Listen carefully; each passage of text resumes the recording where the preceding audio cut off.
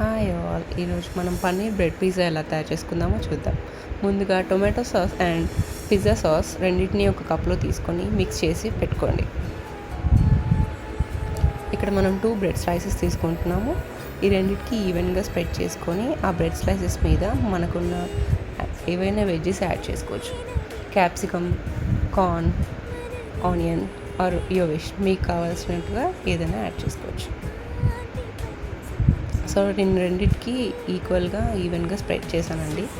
And next cheese slice తీసుకుందాం. So ఇక్కడ నేను 2 చీజ్ స్లైసెస్ తీసుకుంటున్నాను. ఒకటి బ్రేక్ అయిందండి. అండ్ దానిపైన టాపింగ్స్ క్యాప్సికమ్ అండ్ ఆనియన్ తీసుకున్నాను. అండ్ పన్నీర్ లాస్ట్లో వేసాను. సో మీ దగ్గర ఉన్నవి ఏవైనా మీరు యాడ్ చేసుకోవచ్చు.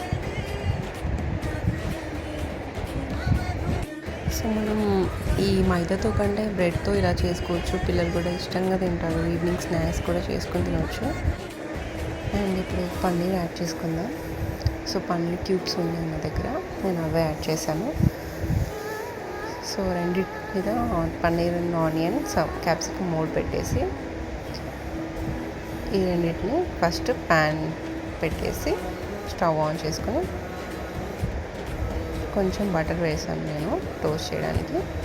ఆ బటర్ ఈవెన్గా స్ప్రెడ్ చేశాను.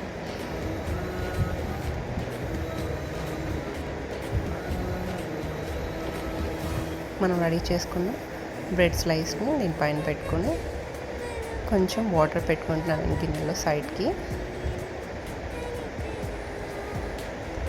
ఇప్పుడు కొంచెం ఎక్స్ట్రా చీజ్ కోసం నేను కొంచెం మొజరెల్లా చీజ్ యాడ్ చేసుకుంటున్నాను దానిపైన.